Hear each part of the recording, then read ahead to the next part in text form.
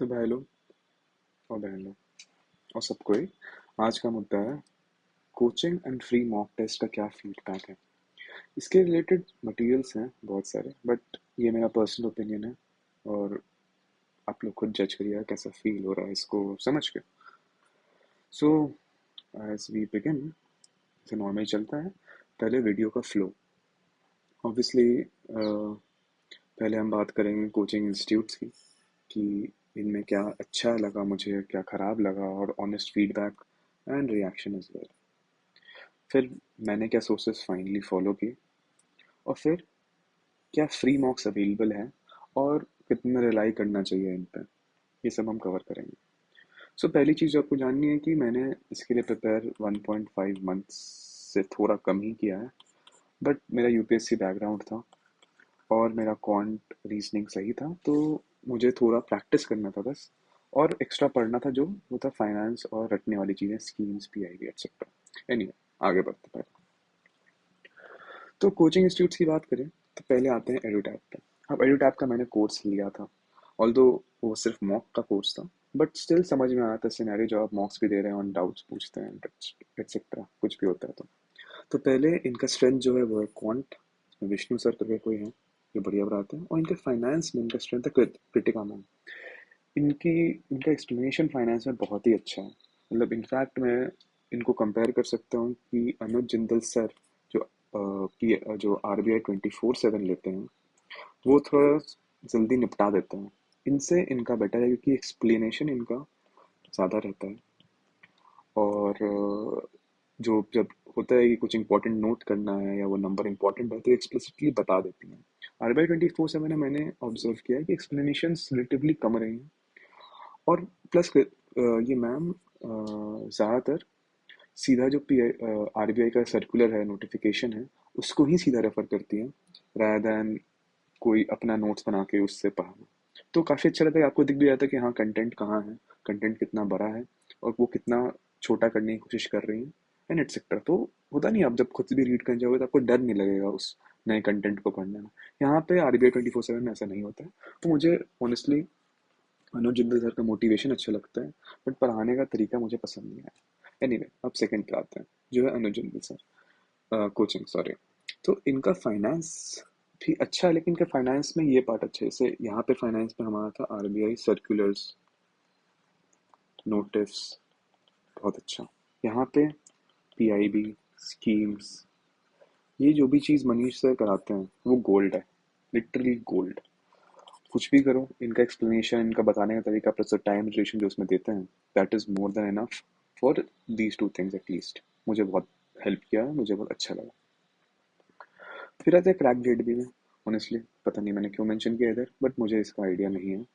But कोई अच्छा vibe तो नहीं आया, बट मैं कुछ कह नहीं सकता इसका, जो किए हैं वो डेफिनेटली कमेंट कर सकते हैं। प्लस इन तीनों में ना एक अजीब सा ट्राई है, ऑल्दो शायद ये तीनों टॉप पे हैं, एंड इनमें एक बहुत ही अलग सा कनेक्शन है। कनेक्शन भी कि ये तीनों ना एक ही जगह का इंटरफेस यूज करते हैं अपने कोचिंग में। शायद इसका एडुटैप का आई गेस ब्लू है, अनुज जिंदल का ग्रीन होगा कलर, और इसका येलो। तो ये बहुत ही अजीब लगा कि इतने फेमस लोग एक ही जगह से सोर्स कर रहे हैं अपना सारा वेबसाइट का मटेरियल। मटेरियल तो नहीं बोलूँगा, बट इंटरफेस जो थोड़ा अजीब था, बट स्टिल। फिर आते हैं हम अंडर 24/7 में। तो एक बार और मैंने RBI दिया था अपने यूपीएससी से हताश होकर, बट उस समय मैंने सुना था अंडर 24 अच्छा है, ये है वो है।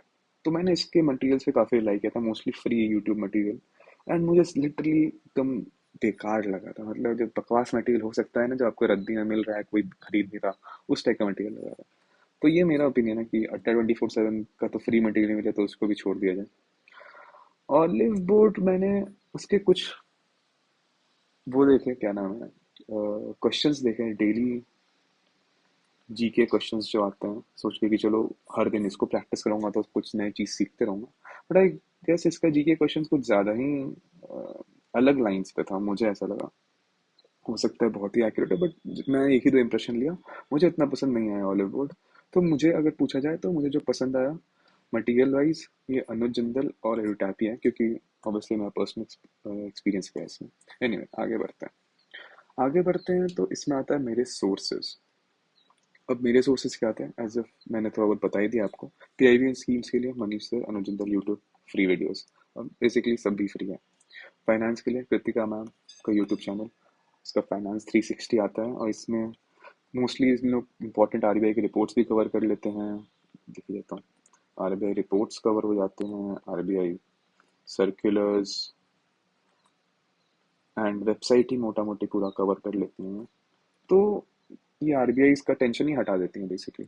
मनीष सर पीआईबी और स्कीम्स का बढ़िया कवरेज करते हैं, तो यहाँ से ये दो टेंशन हट जाता है कि आरबीआई क्या कर रहा है और पीआईबी स्कीम्स क्या हो रहा है। जीए के लिए देखो, मैं तो सजेस्ट नहीं करूँगा कि हर दिन कुछ ना कुछ पढूं, बिकॉज बहुत ज़्यादा ही बकवास मटेरियल फिर जुड़ जाएगा। मुझे लगता है जो मैराथन सेशंस होते हैं टुवर्ड्स द एंड, वो काफ़ी यूजफुल थे। एडुटैप का मुझे अच्छा लगा, बिकॉज याद रखने में वो जिस वे में पढ़ा रहे थे उस वे में याद रखने में ईजी हो रहा था। मुझे सर का नाम याद नहीं आ रहा है, बट आई थिंक एक ही कोई है जो कराता है। तो दिस वॉज वेरी गुड जीए का मैराथन एडुटैप का। रिपोर्ट्स के लिए I think affairs cloud should be your one stop destination. उसका मैगजीन उठाइए मंथली, आपको टेलीग्राम पे फ्री चैनल्स मिल जाएंगे, एंड मंथली मैगजीन।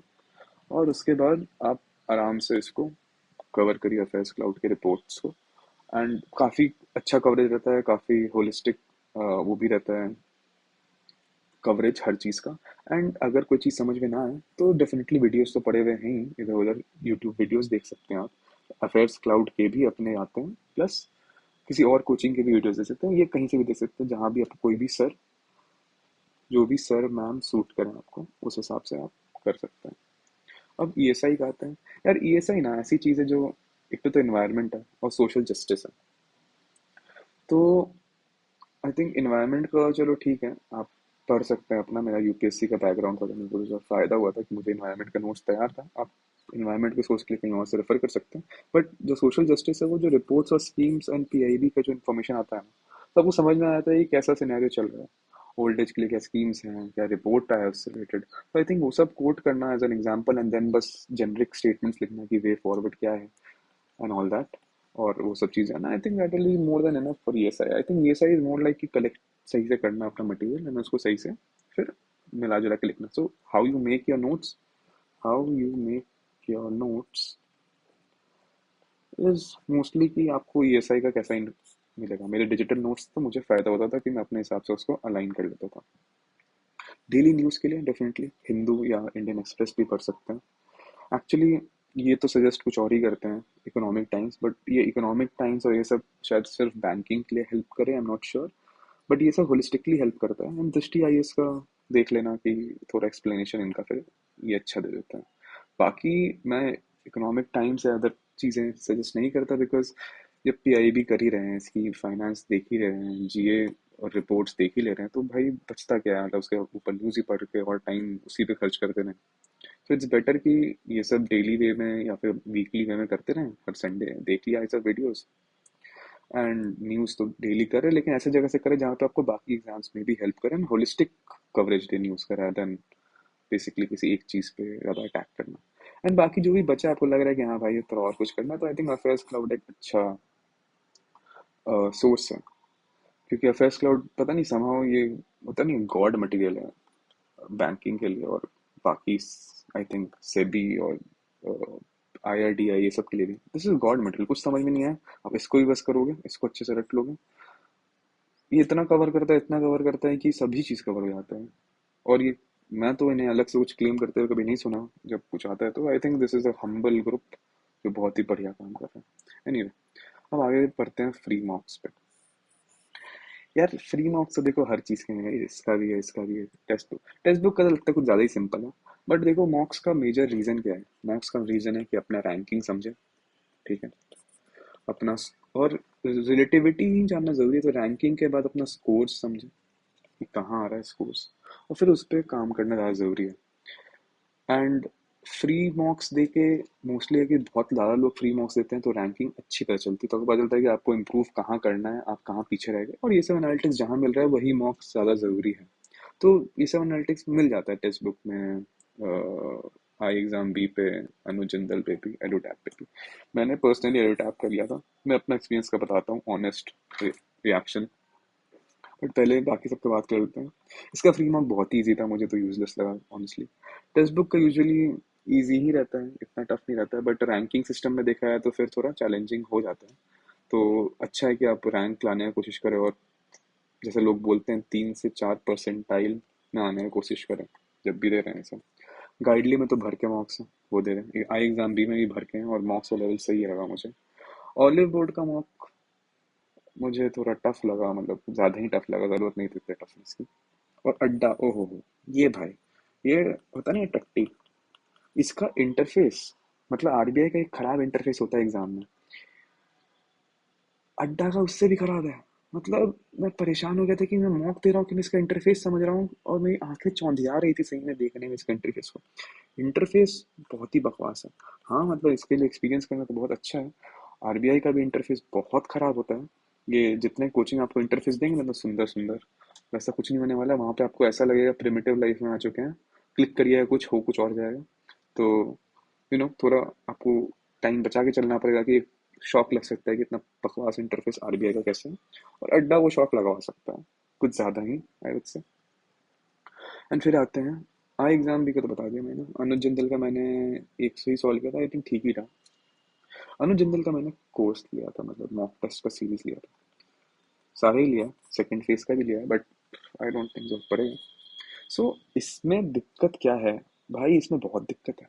इसमें दिक्कत ये है कि कुछ टेस्ट, ये 1 2 3 टेस्ट शायद सही रखे हैं, फुल टेस्ट जो है, और फिर इनका जीए, इनके मटेरियल सही हैं, तो लोग भाई पेल के नंबर ले आते हैं, 50 60 ऐसे जीए में नंबर ला सकते हैं बच्चे। फिर ये नहीं बताते, आई थिंक कोई भी कोचिंग नहीं बताता, ये कितने अटेम्प्ट में बच्चा जो नंबर लाया। तो उससे क्या होता है ना, कि यूजलेस रहता है समझना कि आप कंपीट किसके साथ कर रहे हैं एग्जैक्टली। आप उस इंसान के साथ कर रहे हैं जो वो रीजनिंग क्वेश्चन दूसरी बार सॉल्व कर रहे हैं, क्या आप उसके साथ कर रहे हैं जो पहले अटेम्प्ट में लगा। तो समझ गेस करना टफ हो जाता है। फिर इनका कट ऑफ प्रिडिक्शन, ओहो, लगता है कि सही में कुछ रैंडम नंबरिंग किए थे, 58 60 उससे उसके अराउंड ही रहेगा, चाहे पेपर टफ से टफ रहे, कुछ कुछ से कुछ रहे। और कुछ पेपर्स इनके, टोटल पेपर का सेट इतना टफ रहेगा कि आपको लगेगा कि भाई ये मॉक क्यों बना रहे हैं, मतलब ये क्या कोशिश क्या कर रहे हैं मॉक बना के। तो मुझे एयोटैप का मॉक टेस्ट तो काफ़ी बकवास लगा ऑनेस्टली, रद्दी लगा। बट आप ट्राई कर सकते हैं, अगर आपके पास कुछ नहीं है तो एक लास्ट क्लास में सस्ते में मिल जाता है, 1 महीना पहले, 1 मंथ पहले शायद ये बहुत ही चीप में मिल जाता है। तो आपको 1 2 हज़ार से प्रैक्टिस कर चुके हैं, एक और चाहिए, तो ये शायद आपको 1000 1,500 में मिल जाए, विच इज़ गुड। अदरवाइज इसका सपोर्ट और इसके जो लोग, जो जो इनके हेल्प डेस्क है, जो एक्चुअली देखते हैं कि क्या चल रहा है, वो भी बहुत ही बकवास। सो यू नो मुझे अच्छा नहीं लगा टूवर्ड्स द एंड कि भाई ये क्या चल रहा है। हाँ, इनका एक चीज़ अच्छा है, मेंटरशिप प्रोग्राम।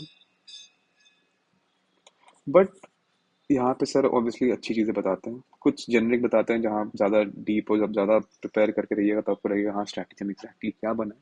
तो हाँ, वहाँ हेल्प करने के लिए शायद भगवान का ही रास्ता हो। बाकी सेल्फ सूटेड ही चीज़ें आपको फाइनली हेल्प करेंगी। सर जेनरिक व्यूज़ और थोड़ा तो हेल्प डाल ही देते हैं, जो आपको होता नहीं है कि भाई ये पहले सॉल्व करूँ, या ये इसको टाइमिंग ज़्यादा दूँ, या ये सब में सर अच्छा हेल्प कर देते हैं। बट अदरवाइज आपको जो सेल्फ सूट कर रहा है वो प्रैक्टिस से ही आएगा। सो मेजर मंत्रा तो इसका प्रैक्टिस ही है, इन चीज़ों का। और प्रैक्टिस करने के लिए मॉक्स का पार्ट सबसे ज़्यादा इंपॉर्टेंट है, और उसमें आपको देखना है कि एक तो खरीदें और बाकी फ्री दें। बट आपको ये मान के चलना है कि इंटरफेस बकवास होगा, इंटरफेस में बहुत बड़ा वेरिएशन होगा, इसलिए मल्टीपल मॉक्स देना।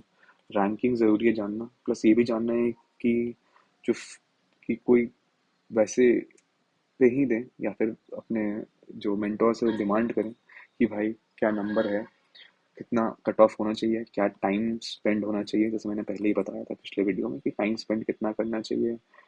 और क्या क्वेश्चन का लेवल क्या था, इस पर्टिकुलर क्वेश्चन का लेवल नहीं, पूरा टेस्ट का लेवल नहीं, पर क्वेश्चन लेवल क्या था, इजी था टफ था, पर क्वेश्चन टाइम स्पेंड कितना होना चाहिए। तो क्या है कि उसके बाद आपको ज़रूरत नहीं पड़ेगी उस इंसान की या रैंकिंग की एग्जैक्टली, आपको पता रहेगा अगर कोचिंग वाले बोल रहे हैं टाइम स्पेंड 1 मिनट है, तो 1 मिनट में बन जाना चाहिए। सिमिलरली पर क्वेश्चन लेवल अगर देखा जाए, तो अगर वो बोले ईजी है तो आपसे बनना ही चाहिए, मॉडरेट है तो आपसे बनना चाहिए, हार्ड है तो आपको स्किप करना चाहिए बेसिकली। राइट। तो इसके कारण फिर अब भी आपकी प्रैक्टिस बढ़िया हो सकती है। बट हाँ, बहुत ज़रूरी है कि जो भी आप मॉक्स दे रहे हैं उसमें आप किसी से कॉन्टैक्ट में हो पाए या फिर उसका एक्सप्लेनेशन ऐसा हो कि आप समझ पाएँ क्या चीज़ें हैं। प्लस और एक चीज़ बताना जो मैं भूल गया था, आई थिंक, हाँ, क्रिटिकल रीजनिंग बहुत टफ चीज़ है। Critical reasoning